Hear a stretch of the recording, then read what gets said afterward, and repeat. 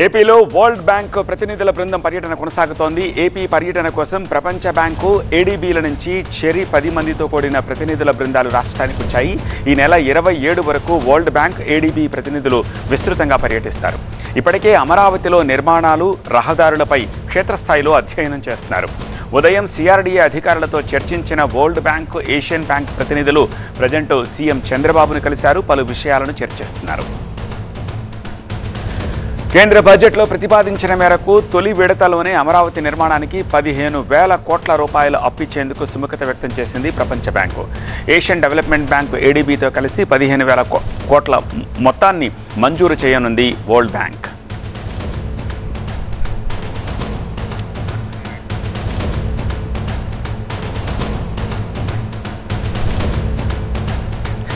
అమరావతి నుంచి మరింత సమాచారం అందించేందుకు మా ప్రతినిధి ఈశ్వర్ ప్రస్తుతం సిద్ధంగా ఉన్నారు. ఈశ్వర్, మీటింగ్ ఎలా కొనసాగుతోంది? Chandrababu ADB and world bank ప్రతినిధుల్ని ఎలా కన్విన్స్ చేస్తున్నారు? ఏవైనా డీటెయిల్స్ వాళ్ళకి చెప్తున్నారు? వాళ్ళ నుంచి రెస్పాన్స్ ఎలా వస్తోంది? ఆంధ్రప్రదేశ్ రాష్ట్రానికి సంబంధించి చాలా కీలకమైన సమావేశంగా దీన్ని చెప్పాల్సిన అవసరం ఉంటుంది. ఎందుకంటే 10 ఏళ్ల విభజన తర్వాత కూడా రాజధాని లేని రాష్ట్రంగా ఉన్న ఆంధ్రప్రదేశ్కి సంబంధించి రాజధాని నిర్మాణం కోసం జరుగుతున్న సమావేశం ఇది. రాజధాని నిర్మాణానికి ఆర్థిక సహకారం అందించేందుకు కేంద్రం ముందుకు వచ్చింది. కేంద్రం ఉద్దేశంతో, కేంద్రం యొక్క ప్రతిపాదనతో వరల్డ్ బ్యాంక్ 15,000 కోట్ల లోన్ ఇచ్చేందుకు అంగీకరించింది. కేంద్ర బ్యాంక్తో, వరల్డ్ బ్యాంక్తో కలిపి ఆ ఏషియా డెవలప్మెంట్ బ్యాంక్, ఈ రెండు ఏడీబీ కలిసి సంయుక్తంగా ఈ ఫండ్ని అరేంజ్ అయిపోతున్నాయి. అయితే వాళ్ళు ఆ ఫండ్ ఇవ్వాలి అంటే వాళ్ళకి కొన్ని క్లారిఫికేషన్స్ కావాల్సి ఉంటుంది. ప్రధానంగా ఇక్కడ 2 అంశాల మీద ఈరోజు ఉదయం నుంచి వాళ్ళు చర్చించారు. ఒకటి స్టేటస్ ఆఫ్ లీగల్ కేసెస్కి సంబంధించి కావచ్చు, ఇంకొకటి స్టేటస్ ఆఫ్ ఇన్ఫ్రాస్ట్రక్చర్ ప్రాజెక్టుకి సంబంధించి, మాస్టర్ ప్లాన్కి సంబంధించి. అంటే లీగల్ కేసెస్ అంటే గతంలో వరల్డ్ బ్యాంక్ ఇక్కడ పర్యటించిన కొన్ని లీగల్ కేసులు ఉన్నాయి, అలాగే ఎన్జీటీకి సంబంధించిన కొన్ని కేసులు ఉన్నాయి. వాటికి సంబంధించి క్లారిఫికేషన్, అంటే వాటిని ప్రస్తుతం అవి ఏ స్థాయిలో ఉన్నాయి, వాటికి సంబంధించి సంతృప్తికరమైన సమాధానం ఆశిస్తారు సాధారణంగా లోన్ ఇచ్చేవాళ్ళు కాబట్టి. ఆ రకంగా అలాంటి చర్చ ప్రస్తుతం ముఖ్యమంత్రితో సాగుతోంది. ఆ తర్వాత స్టేటస్ ఆఫ్ ఇన్ఫ్రాస్ట్రక్చర్ ప్రాజెక్ట్స్, ఎక్కడైతే ఇక్కడ అమరావతి నిర్మాణంలో ఇప్పటివరకు పురోగతిలో ఉన్న ప్రాజెక్టుల వివరాలతో పాటు మాస్టర్ ప్లాన్కి సంబంధించిన అంశాల మీద ముఖ్యమంత్రితో సమావేశం జరుగుతోంది. ఈ 2 చాలా కీలకమైన అంశాలు. వాస్తవానికి లీగల్ కేసెస్ కూడా అన్ని దాదాపుగా క్లియర్ అయ్యాయి. ఎన్జీటీకి సంబంధించి కూడా క్లియరెన్స్ గతంలోనే వచ్చింది. అవి వాటికి సంబంధించిన వివరాలను ముఖ్యమంత్రి వాళ్ళకి ఇవ్వబోతున్నారు. అలాగే భవిష్యత్తులో ఎట్లాంటి ఫైనాన్షియల్ స్ట్రాటజీతో ముందుకు వెళ్ళే అవకాశం ఉందో ఆయన పవర్ పాయింట్ ప్రజెంటేషన్ ద్వారా వాళ్ళకి వివరించబోతున్నారు. ఇది కేవలం ఈ సమావేశం తర్వాత వాళ్ళు వరల్డ్ బ్యాంక్ లీడ్ టీం రేపు ఎల్లుండి కూడా రాజధానిలో పర్యటిస్తారు. స్థానికంగా ఉన్న పబ్లిక్ ఒపీనియన్స్ని తీసుకుంటారు. అలాగే ఇతర భౌగోళిక, అలాగే సామాజిక అంశాలను కూడా వాళ్ళు పరిగణలోకి తీసుకుంటారు. ఆ తర్వాత కేంద్రం ప్రతిపాదించిన 15,000 కోట్లతో పాటు అదనంగా సహాయం చేయడానికి కూడా వరల్డ్ బ్యాంక్ సిద్ధంగా ఉంది అన్న ఒక ప్రచారం అయితే సాగుతుంది. అట్లాంటి సమావేశాలు ఇప్పటికే గతంలో ఈ కేంద్రం బడ్జెట్లో పెట్టకముందే వరల్డ్ బ్యాంక్ ఇక్కడ ప్రతినిధుల బృందం ఇక్కడ పర్యటించింది. వాళ్ళు అప్పట్లోనే ఆంధ్రప్రదేశ్ రాష్ట్రానికి రాజధాని నిర్మాణానికి క్యాపిటల్ ఇన్వెస్ట్మెంట్ చేయడానికి సిద్ధంగా ఉన్నట్టుగా గతంలోనే ప్రకటించింది. ఇప్పుడు కేవలం కేంద్రం ఇచ్చిన 15,000 కోట్లు మాత్రమే కాకుండా అదనంగా కూడా రాష్ట్రంలో ఇన్ఫ్రాస్ట్రక్చర్ ప్రాజెక్టుల కోసం వరల్డ్ బ్యాంక్ని ముందుకు తీసుకురావడానికి ముఖ్యమంత్రి చేస్తున్న కృషిలో ఫలితంగా ప్రస్తుతం ఆ సమావేశం, కీలకమైన సమావేశం జరుగుతుంది. సానుకూలంగా జరుగుతుంది. ఖచ్చితంగా పాజిటివ్గానే ఈ సమావేశం ముగిసే అవకాశాలు చాలా స్పష్టంగా కనిపిస్తున్నాయి. మరొక వైపు టెక్నికల్ టీం కూడా ఇక్కడ పరిశీలిస్తోంది. దానికి సంబంధించి ఇక్కడ టెక్నికల్గా ఎట్లాంటి ఇబ్బందులు వచ్చే అవకాశం ఉంటుంది, భవిష్యత్తులో ఏ విధంగా ముందుకు వెళ్ళడానికి మాస్టర్ ప్లాన్కి సంబంధించిన అంశాలు కూడా. ఎందుకంటే ఒక ఫైనాన్షియల్ స్ట్రాటజీ ప్రకారం పీపీపీ మోడ్లో ముందుకు వెళ్తుందని ప్రభుత్వం భావిస్తుంది కాబట్టి ఆ రీపేమెంట్కి సంబంధించిన మోడ్ కూడా ఇప్పుడు ఆ టెక్నికల్ టీం కావచ్చు, లేకపోతే మిగతా ఎక్స్పర్ట్స్ టీం వాటి మీద కూడా డిస్కస్ చేస్తారు. 2 టీమ్స్, 2 వరల్డ్ బ్యాంక్ నుంచి, ఏడీబీ నుంచి లీడ్ టీమ్స్ వచ్చాయి. అంటే వాళ్ళ ఏషియా ఇక్కడ స్థానికంగా ఉన్న డైరెక్టర్ల బోర్డు కూడా ఒకటి వచ్చింది. సో వాళ్ళందరూ 2 రోజుల పాటు ఇక్కడ ఉంటారు. ఆ తర్వాత టెక్నికల్ ఎక్స్పర్ట్స్ టీం మరొక 4 రోజుల పాటు ఉంటుంది. సో 27 వరకు ఈ టీమ్స్ ఇక్కడ ఉంటాయి. ఆ తర్వాత వాళ్ళు ఇచ్చే రిపోర్ట్ తర్వాత వీలైనంత త్వరగా నిధులని విడుదల చేసి ఇక్కడ ఈ ఇన్ఫ్రాస్ట్రక్చర్ ప్రాజెక్ట్ని ముందుకు తీసుకెళ్లే ప్రతిపాదన, అట్లాంటి ప్రణాళికలో భాగంగా ముఖ్యమంత్రి కీలకమైన సమావేశంలో ప్రస్తుతం ఉన్నట్టుగా మనకు చాలా స్పష్టంగా అర్థమవుతుంది. Over to studio. Right Eshwar.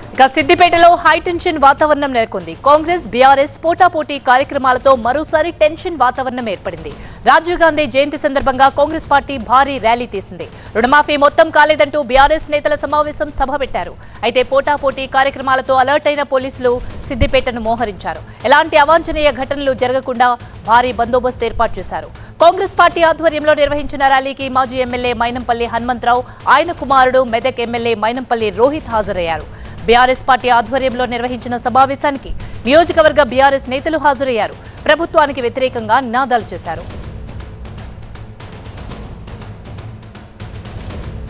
ఇదే అంశానికి సంబంధించి మరింత సమాచారాన్ని మా ప్రతినిధి శివతేజ అందిస్తారు. శివతేజ, కాంగ్రెస్ బీఆర్ఎస్ పోటాపోటీ కార్యక్రమాలతో ప్రస్తుతం సిద్దిపేటలో సిచ్యువేషన్ ఏ విధంగా ఉంది? సో కాసేపటి క్రితం వరకు కూడా సిద్దిపేటలో ఉద్రిక్త పరిస్థితులే నెలకొన్నాయని చెప్పాలి. ఇంతకు మునిపే కాంగ్రెస్ పార్టీకి సంబంధించిన మీటింగ్, అలాగే బీఆర్ఎస్ పార్టీకి సంబంధించిన మీటింగ్లు రెండు కూడా కంప్లీట్ అయ్యాయి. ఇంతకు మునిపే మైనంపల్లి హనుమంతరావు కూడా సిద్దిపేట నుంచి హైదరాబాద్కు బయలుదేరిన పరిస్థితి అయితే ఉంది. ఏదైతే మొన్న జరిగినటువంటి ఏదైతే ఫ్లెక్సీ వార్ ఉందో సిద్దిపేటలో, అదంతా కూడా ఆ రోజంతా కూడా ఉద్రిక్తకరమైనటువంటి వాతావరణం కొనసాగింది. కాంగ్రెస్ బీఆర్ఎస్ నేతలు ఒకరిపై ఒకరు ఆరోపణలు, ఫ్లెక్సీలు చింపుకోవడం లాంటి ఘటనలు చోటు చేసుకున్నాయి. దాని తర్వాత 2 రోజుల తర్వాత ఈరోజు మళ్ళీ ఇరు పార్టీలు కూడా మీటింగ్ని ఏర్పాటు చేసుకున్నాయి. ఈరోజు రాజీవ్ గాంధీ జయంతి సందర్భంగా మాజీ ఎమ్మెల్యే మైనంపల్లి హనుమంతరావుతో పాటు మెదక్ ఎమ్మెల్యే రోహిత్ కూడా సిద్దిపేటకు చేరుకోవడం జరిగింది. పెద్ద ఎత్తున హైదరాబాద్ నుంచి ర్యాలీగా సిద్దిపేటకు చేరుకోవడం జరిగింది.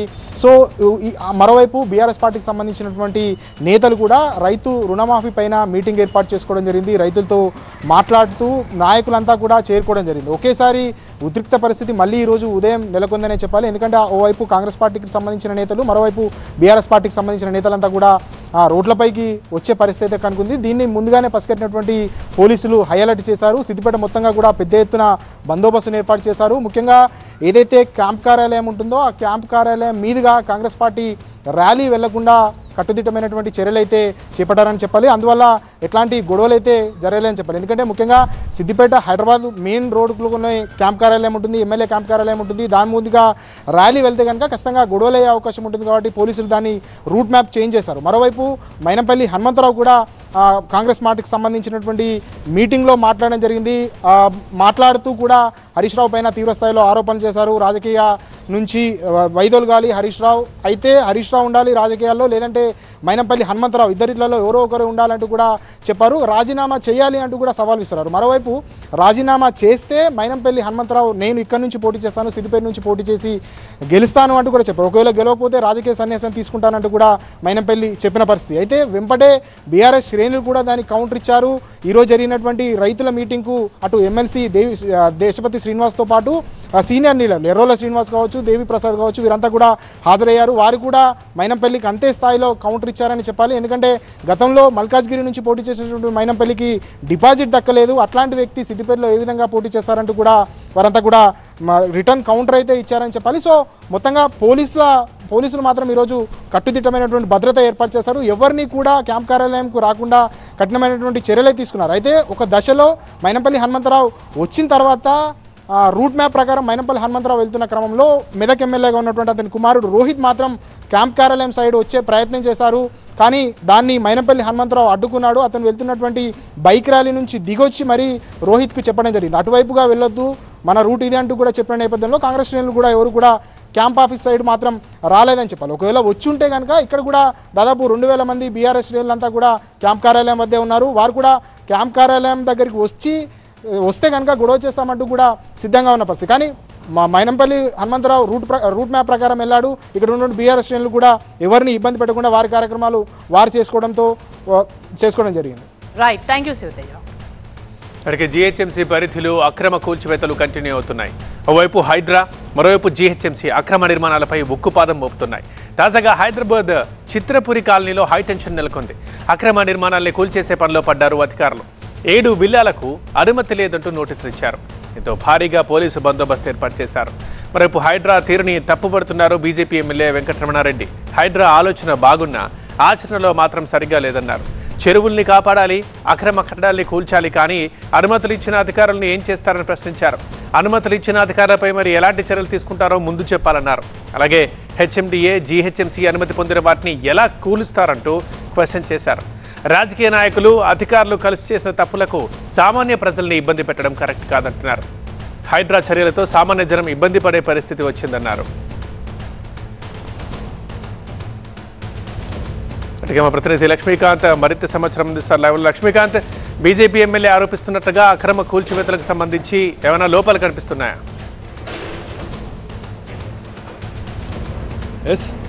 ప్రస్తుతం మనం చిత్రపురి కాలనీలో ఉన్నాం, మణికొండ ఏరియాలో. హైడ్రా గత కొద్ది రోజులుగా చేపడుతున్నటువంటి యాక్షన్ ఆపరేషన్తో మొత్తం కూడా కబ్జాదారులు దడతో వణికిపోతున్న సిచ్యువేషన్ కనిపిస్తుంది. వరుసగా చెరువులను ప్రభుత్వ స్థలాలను కబ్జా చేసి అక్రమంగా బడా బిల్డింగ్లు నిర్మించిన నిర్మాణాలన్నింటినీ కూడా నేలమట్టం చేసేస్తుంది హైడ్రా యాక్షన్ మొత్తం రాజకీయంగా ఒకవైపు రాష్ట్ర వ్యాప్తంగా తెలుగు రాష్ట్రాల్లోనే కాకుండా నేషనల్ వ్యాప్తంగా కూడా హైదరాబాద్లో చేపట్టిన హైడ్రా యాక్షన్ మొత్తం కూడా తీవ్ర సంచలనంగా మారింది, హాట్ టాపిక్గా మారింది. హైడ్రా యాక్షన్ ఒకవైపు జరుగుతుంటే మరోవైపు మణికొండ మున్సిపల్ ఏరియాలో చిత్రపురి కాలనీలో మనం చూస్తున్నాం. ఇక్కడ ఈ ప్రాంతంలో దాదాపు ఈ చిత్రపురి కాలనీలో సినీ ఇండస్ట్రీకి సంబంధించిన జూనియర్ ఆర్టిస్టులకు సంబంధించిన విల్లాస్ ఇవన్నీ కూడా. అయితే ఈ ప్రాంతంలో అక్రమంగా ప్రభుత్వ స్థలాలు ఏవైతే పార్కు స్థలాలకు ఇచ్చింటారో ఆ స్థలాల్లో విల్లాలు నిర్మించి బ్లాక్లో దాదాపు ఒక్కొక్క విల్లా 2 కోట్ల రూపాయలకు అమ్మాలని ఇక్కడ సొసైటీలో కొంతమంది కుట్ర పన్ని ఈ విధంగా చేయడంతో స్థానిక మున్సిపల్ అధికారులు నోటీసులు జారీ చేశారు. అయినప్పటికీ వాళ్ళు రెస్పాన్స్ కాలేదు. అయితే చివరికి అధికారులు మొత్తం మీద నోటీసులు ఇచ్చి దీనికి సంబంధించి కొంతమంది పోరాటం చేయడం ఫలితంగా కోర్టు ద్వారా ఆదేశాలు అందడంతో ఈ విధంగా విల్లాస్ని మొత్తం నిలవటం చేస్తున్నారు. మొత్తం టార్గెట్ దాదాపు 7 విల్లాస్ ఉన్నాయి. మీరు కోర్టుకు పోయిన ద్వారానే ఇదంతా కూడా యాక్షన్ జరుగుతుందా? అంతకుముందు స్పందించలేదు అధికారులు? అవును, అంటే ఈ ఏవైతే 225 విల్లాలలో ఒక 6 విల్లాలు ఎగస్ట్రా కట్టారు. అవి హెచ్ఎండిఏ పర్మిషన్ లేదనని అత్యున్నత న్యాయస్థానానికి వెళ్ళడం జరిగింది. వాళ్ళు మణికొండ మున్సిపాలిటీకి ఇవి మొత్తం డిస్మాండిల్ చేయమని ఇచ్చారు. దాంట్లో 6 విల్లాలలో ఈ ఒకటి ఈరోజు కూల్ చేస్తున్నారు. జనరల్గా కూడా హైడ్రా అనేది ద్వారా అనేసి అంటున్నారు. అది హైడ్రా ద్వారా కాదు, కాకపోతే ఓన్లీ కోర్టు ద్వారానే వచ్చిన ఆర్డర్ ఇది. రెండోది జీవో ప్రకారంగా 1525 ఎస్ఎఫ్టీ కట్టారు. 2250 ఎస్ఎఫ్టీ కట్టే మాత్రము పర్మిషన్ లేదు అని అనేసి ఒకటి నడుస్తుంది. దానికి సంబంధించింది రివైజ్డ్ లేఅవుట్కి పెట్టారని తెలిసింది.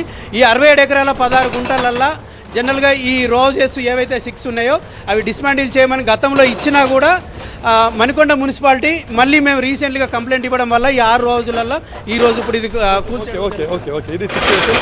మొత్తం మీద మనం చూడొచ్చు ఇట్లాంటి విల్లాసు సినీ ఇండస్ట్రీకి సంబంధించిన కార్మికులకు దాదాపు 60 ఎకరాలకు పైగా ప్రభుత్వం కేటాయించింది. ఈ ప్రాంతంలో 233 విల్లాలు ఇక్కడ ఏర్పాటు చేస్తున్నారు. ఒక్కొక్క విల్లా ఇక్కడ అసోసియేషన్ తరఫునైతే దాదాపు ఒక 50 లక్షల వరకు ఉంటుంది. కానీ బ్లాక్లో ప్రభుత్వ స్థలాలు ఏదైతే పార్కు స్థలాలు పిల్లలు ఆడుకోవడానికి క్రీడల కోసం ఏర్పాటు చేసిన ప్రాంతాలు ఉన్నాయో ఆ ప్రాంతాలను మొత్తం కూడా 7 ప్రాంతాల్లో విల్లాలు కట్టి దాదాపు 14 కోట్ల రూపాయలకు విక్రయించడానికి కుట్ర జరగడంతో ఆ కంప్లైంట్ నేపథ్యంలో మొత్తం ఇక్కడ మణికొండ మున్సిపాలిటీకి సంబంధించిన అధికారులు వచ్చి మొత్తం కూడా కూల్చేస్తున్నారు.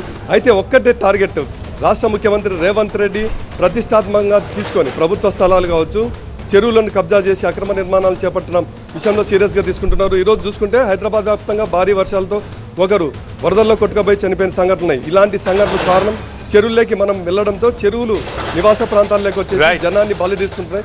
ఇలాంటి పరిస్థితులు పునరావృతం కాకూడదనే హైడ్రా రంగంలో దిగింది. హైడ్రాను ఆదర్శంగా తీసుకొని ఇక మిగతా మున్సిపాలిటీలు కూడా ఈ విధంగా యాక్షన్ తీసుకుంటున్నాయని మనం భావించవచ్చు. బీజేపీ ఎమ్మెల్యే వెంకట రమణారెడ్డి కూడా హైడ్రా యాక్షన్ని స్వాగతిస్తున్నారు. కానీ పర్మిషన్లు ఉన్న హెచ్ఎండిఏ జిహెచ్ఎంసీ అధికారులు పర్మిషన్ ఇచ్చిన వాటిని కుప్పకూల్చరాదని గట్టిగా చెప్తున్నారు. అయితే ఇలా రాజకీయంగా కూడా వివాదాస్పదమైన నేపథ్యంలో భిన్నాభిప్రాయాలు వస్తున్న నేపథ్యంలో ఎలాంటి యాక్షన్ మరి చేపడతారో అధికార యంత్రాంగం చూడాలి. రైట్ లక్ష్మికాంత్. ఇక లేటరల్ ఎంట్రీ విధానంపై కేంద్ర ప్రభుత్వం వెనక్కి తగ్గింది. విపక్షాలతో పాటు స్వపక్షంలోనూ వ్యతిరేకత వ్యక్తమవుతూ ఉండడంతో యూటర్న్ తీసుకుంది. ఈ విధానంతో పరోక్షంగా రిజర్వేషన్లకు మంగళం పాడుతున్నారని కాంగ్రెస్ నేత రాహుల్ గాంధీ విమర్శలు చేయడంతో పాటు ప్రతిపక్షాలు వ్యతిరేకించాయి. లేటరల్ ఎంట్రీ విధానానికి ఎన్డీఏలో భాగస్వామిగా ఉన్న తెలుగుదేశం పార్టీ సపోర్ట్ చేసినప్పటికీ జేడీయూ, లోక్ జనశక్తి పార్టీలు మాత్రం నియామకాలను తప్పుబట్టాయి. నిపుణుల నియామకాల్లో రిజర్వేషన్ విధానం లేకపోవడం వల్ల సామాజిక న్యాయం దెబ్బతింటుందని జేడీయూ, ఎల్జేపీ నేతలు అభిప్రాయపడ్డారు. లేటరల్ ఎంట్రీ నోటిఫికేషన్ పై పునరాలోచించాలని చిరాగ్ పాస్వాన్ సూచించారు. ప్రభుత్వ ఉద్యోగాల్లో రిజర్వేషన్లు తప్పనిసరి అని, ఇందులో ఎలాంటి మినహాయింపులు ఉండవని స్పష్టం చేశారు. జేడీయూ అధికార ప్రతినిధి కేసీ త్యాగి సైతం ఈ విధానంపై విమర్శలు చేశారు. కేంద్ర ప్రభుత్వం వివిధ శాఖలు, విభాగాల్లో మొత్తం 45 శాఖలు ఖాళీలు భర్తీ చేయడం కోసం యూపీఎస్సీ ప్రకటన జారీ చేసింది. ఇందులో ప్రతి పదవికి విడివిడిగా నోటిఫికేషన్ ఇచ్చింది. ఒకవేళ అన్నింటినీ కలిపి ఒకే గ్రూప్గా పరిగణలోకి తీసుకొని ఉంటే ఎస్సీ, ఎస్టీ, ఓబీసీ, ఈడబ్ల్యూఎస్ వంటి రిజర్వేషన్లను వర్తింపజేయాల్సి వచ్చేది.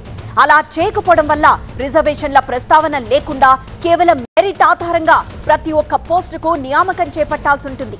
ఈలోగా ఇది రాజకీయ వివాదంగా మారడంతో ప్రధానమంత్రి వెంటనే ఆ నియామక ప్రక్రియను నిలుపుదల చేయాల్సిందిగా డిఓపిటి మంత్రిని ఆదేశించారు. దీంతో లేటరల్ ఎంట్రీ విధానంపై కేంద్ర ప్రభుత్వం వెనక్కి తగ్గింది. మరింత సమాచారం అసోసియేట్ ఎడిటర్ మహాత్మా లైవ్ ద్వారా అందిస్తారు. మహాత్మా, లేటరల్ ఎంట్రీ వివాదం దేశవ్యాప్తంగా అది ఒక రిజర్వేషన్ల రగడగా మారిపోయింది. ఈ కేంద్ర ప్రభుత్వం బ్యాక్డోర్ ద్వారా రిజర్వేషన్లకు మంగళం పాడి నియామకాలు చేపడుతుంది అంటూ రాహుల్ గాంధీతో పాటుగా ప్రతిపక్షాలు చేసిన ఆరోపణలు, అంతేకాకుండా ఎన్డీఏ మిత్రపక్షాలు సైతం కొన్ని అభ్యంతరాలు వ్యతిరేకత వ్యక్తం చేసిన నేపథ్యంలోనే కేంద్ర ప్రభుత్వం వెనక్కి తగ్గిందని చెప్పుకోవచ్చు. నిజానికి అసలు ఈ లేటరల్ ఎంట్రీ విధానం అంటే ఏంటి అన్న సందేహం చాలామందికి కలుగుతూ ఉంటుంది.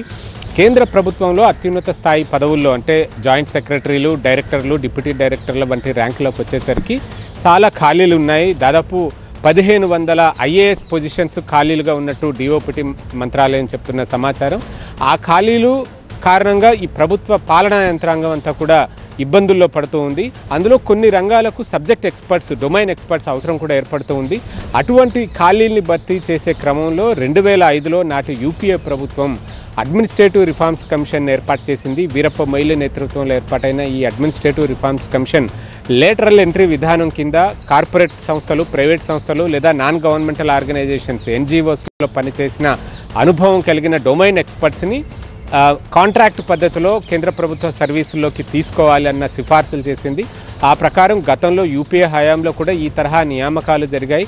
అప్పుడెప్పుడు కూడా ఈ రిజర్వేషన్ల ప్రస్తావన రాలేదు. ఎందుకంటే నియామకాలన్నీ కూడా 1-2 అలా జరుగుతూ వచ్చాయి, పెద్ద సంఖ్యలో జరగలేదు. ఈవెన్ ఎన్డీఏ ప్రభుత్వం అధికారంలోకి వచ్చిన తర్వాత సైతం నీతి ఆయోగ్ కూడా ఈ లేటరల్ ఎంట్రీ విధానాన్ని సమర్థిస్తూ సిఫార్సులు చేసింది. 2018 నుంచి ఇప్పటిదాకా 63 మంది ఈ తరహాలో నియమితులయ్యారు. అందులో కొంతమంది తమ 3 ఏళ్ల పదవీ కాలం తర్వాత తొలగిపోగా ఇంకా 57 మంది సర్వీస్లో ఉన్నారు. ఇప్పుడు ఏకంగా 45 పొజిషన్స్కి నోటిఫికేషన్ జారీ చేయడం, అదంతా కూడా యూపీఎస్సీ ద్వారానే ఇదంతా ఈ ప్రక్రియ అంతా జరుగుతుంది. అయితే 45 పొజిషన్స్కి నోటిఫికేషన్ జారీ చేసిన నేపథ్యంలో ఇంత పెద్ద మొత్తంలో కేంద్ర ప్రభుత్వంలో ఒక హయ్యెస్ట్ లెవెల్ పొజిషన్స్లో నియామకాలు జరుగుతున్నప్పుడు ఆ రిజర్వేషన్లు లేకుండా ఈ నియామకాలు జరపడం అంటే ఖచ్చితంగా ఆ రిజర్వేషన్లకు మంగళం పాడడమే అన్న అభిప్రాయాన్ని ప్రతిపక్షాలు వ్యక్తంపరిచాయి. గతంలో ఎన్నికల సమయంలో కూడా రిజర్వేషన్ల రగడ పెద్ద ఎత్తున భారతీయ జనతా పార్టీకి నష్టాన్ని చేకూర్చింది. బీజేపీ మిత్రపక్షాలుగా ఉన్న ఎల్జేపీ, జేడీయూలు సైతం ఇదే మాటను చెప్పాయి. మీరు ప్రతిపక్షాలకు ఒక ఆయుధాన్ని ఇచ్చినట్టు అవుతుంది ఈ రిజర్వేషన్లు లేకుండా ఇంతమంది నియమిస్తే అంటూ వారంతా కూడా ఆందోళన వ్యక్తం చేశారు. ఆ నేపథ్యంలోనే ప్రధానమంత్రి తాను రిజర్వేషన్లకు వ్యతిరేకం కాదు, ప్రతి చోట సామాజిక న్యాయం ఉండాలి, మరీ ముఖ్యంగా మార్జినలైజ్డ్ కమ్యూనిటీస్కి సరైన ప్రాతినిధ్యం ఉండాలి అనే కోరుకుంటాను అంటూ ప్రధానమంత్రి చెప్పుకుంటూ వచ్చారు. సో ఆ నేపథ్యంలోనే ఇప్పుడు డిఓపిటి మినిస్ట్రీ యూపీఎస్సీ చైర్పర్సన్కు లేఖ రాస్తూ గతంలో 2014 కంటే ముందు ఎటువంటి రిజర్వేషన్లను ఫాలో అవ్వకుండానే నియామకాలు చేపట్టారంటూ వారు చెప్పుకుంటూ వచ్చారు. మొత్తంగా ఈ జారీ చేసిన నోటిఫికేషన్ని రద్దు చేయాలని చెప్పి ఆదేశిస్తూ ఆ లేఖను విడుదల చేశారు.